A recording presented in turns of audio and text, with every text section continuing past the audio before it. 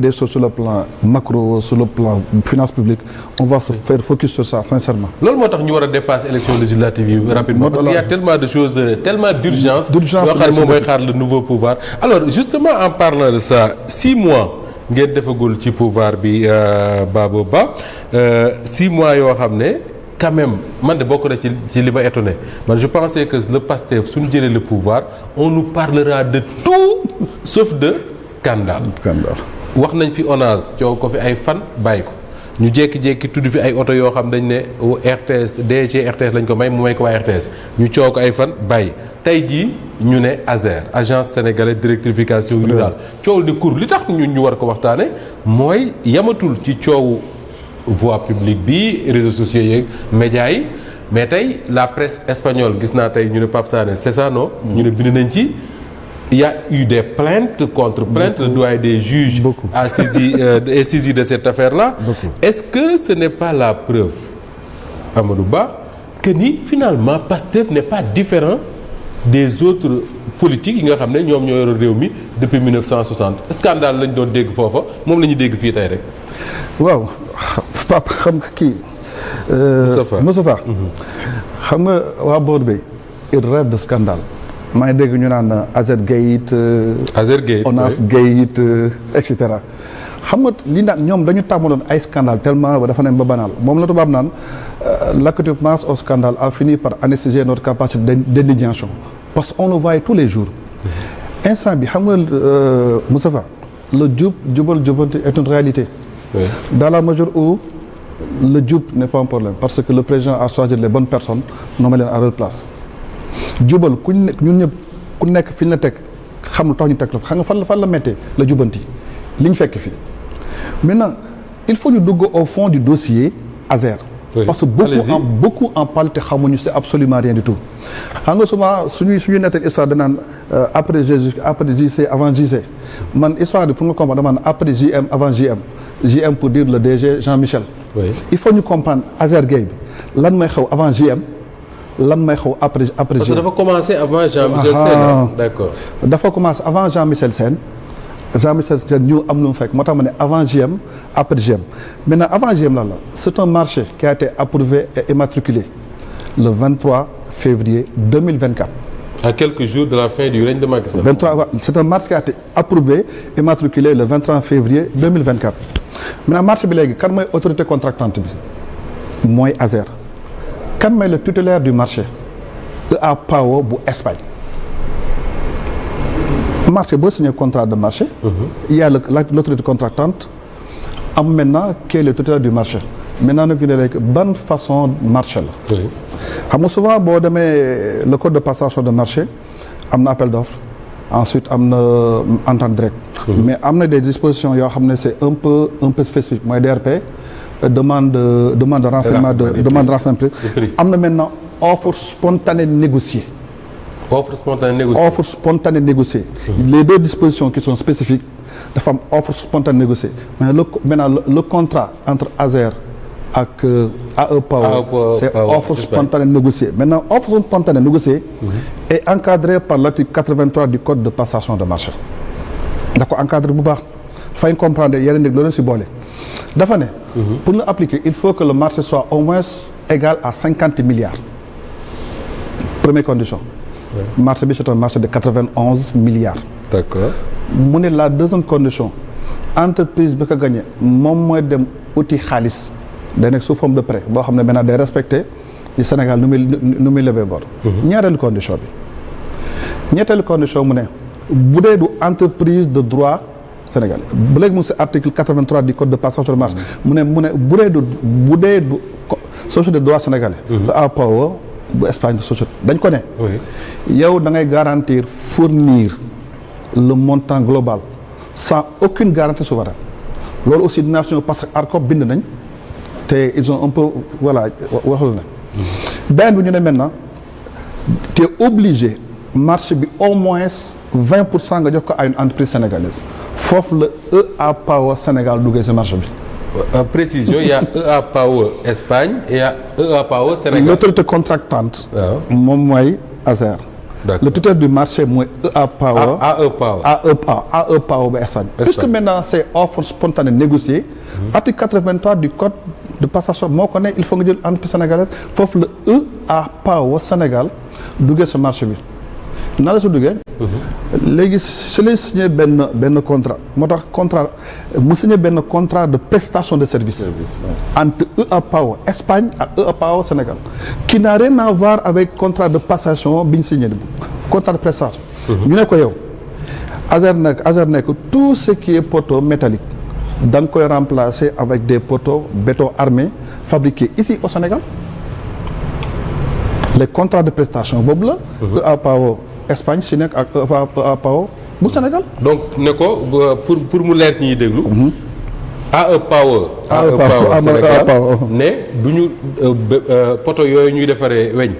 ñun dañ koy soppi def ko poto béton armé mooy ñi tax ñi kuule. te fii lañ ko defaree Sénégal te contrat de prestation boobu maintenant. AE Power Espagne moo ko signé AE Power bu Sénégal bi. ñoom ñaari AE Power yi ñoo ko signé. contrat de prestation ba léegi Azer moom amagul relation ak AE Power Sénégal. voilà mu ngi doon parce que il faut qu'on précise cela. d'accord maintenant contrat bi di dem. moom souvent contrat di am avant de démarrage 20%. gars yi def avant de démarrage 20%. ensuite defaat beneen 20% pour dépenses déjà effectuées muy à peu près 40% du montant mu nekk 37 milliards. génne nañ ko si. et pourtant ce contrat là avant de démarrage ça devait être 20%.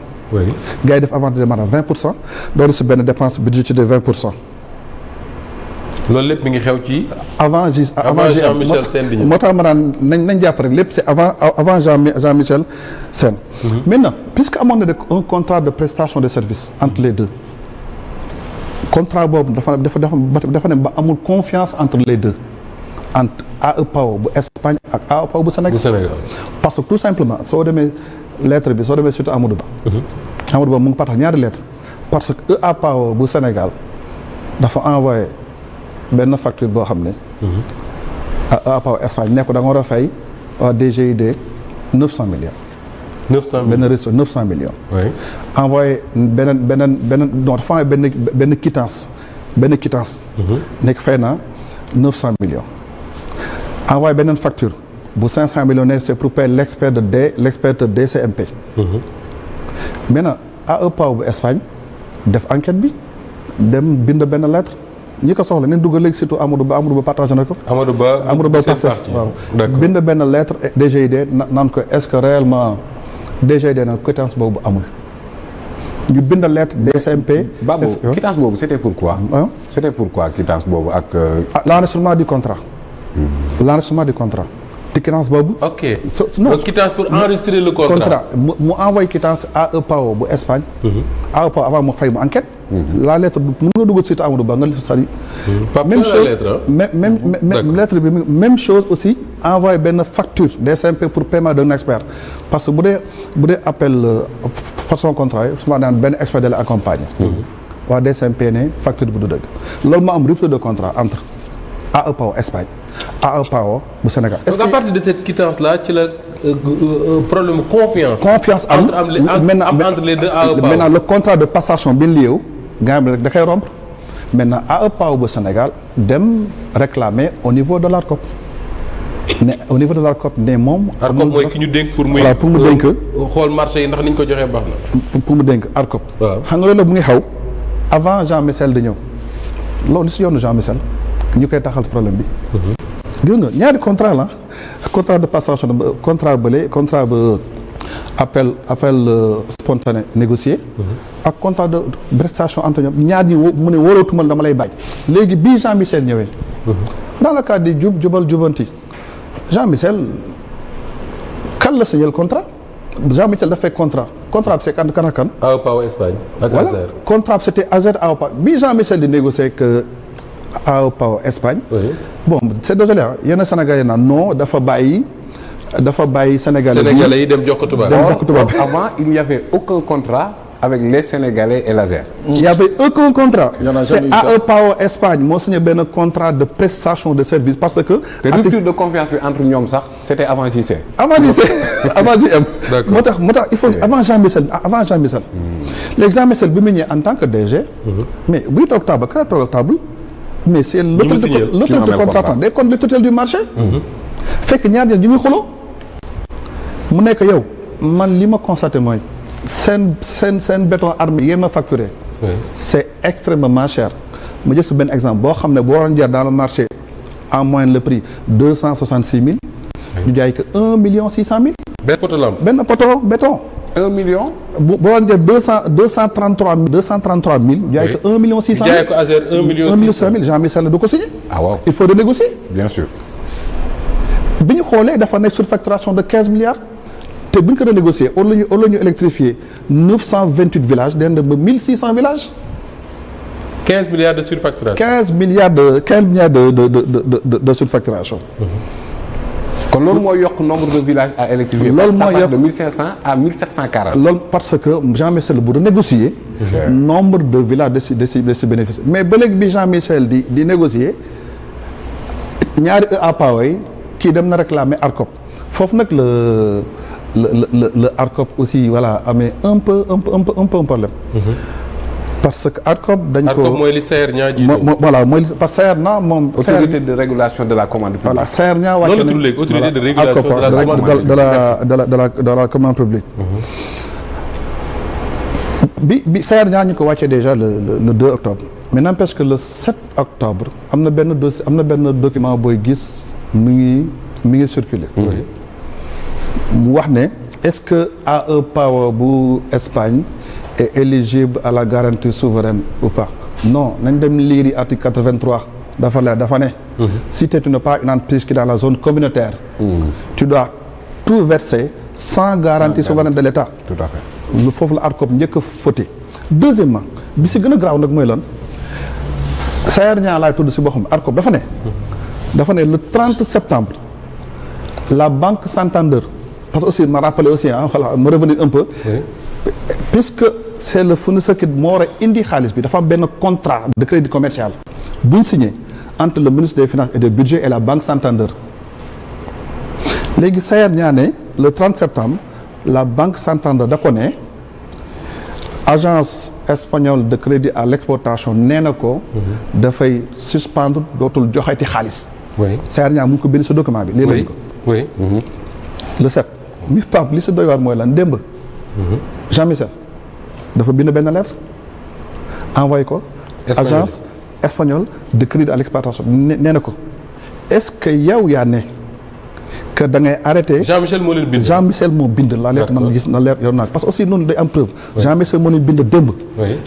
agence espagnole de crédit à l'exportation ne ko est-ce que yow yaa ne da ngay arrêté verser suspendre verser xaalis ou pas non seulement agence bi ne ko on n'a jamais dit ça.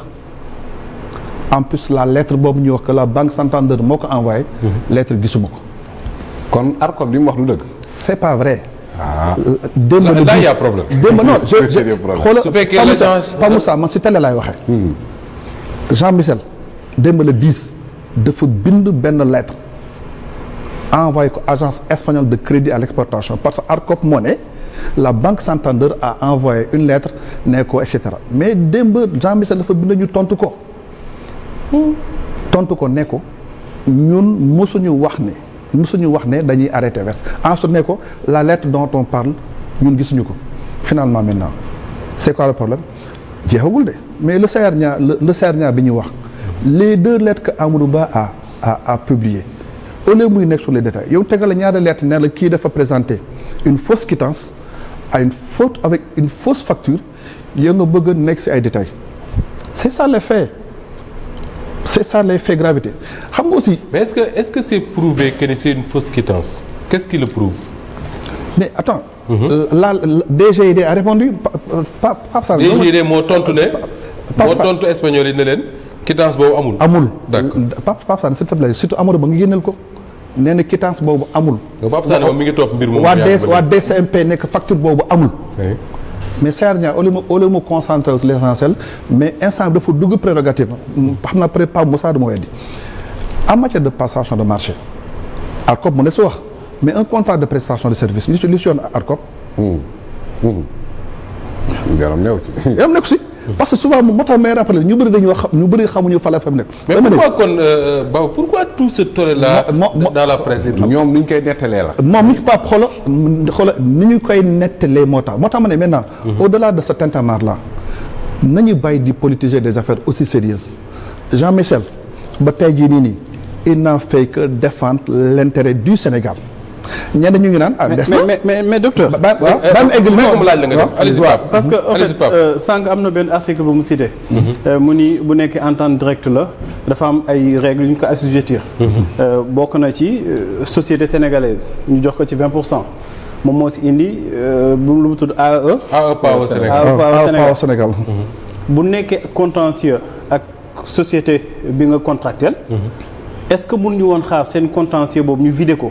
ba ñu remplir les conditions yi ñu mën a wax pour def entente directe doogay continuer la négociation parce que jamono jii nii AO France xaw ma Espagne amul benn société sénégalaise bu nekk ci digg bi alors que yow yaa ni sànq ni 20% yi dafa war a dem voilà est-ce que nekkul woon quelque part loolu aussi est-ce que du juumte non du juumte parce que xam nga dans la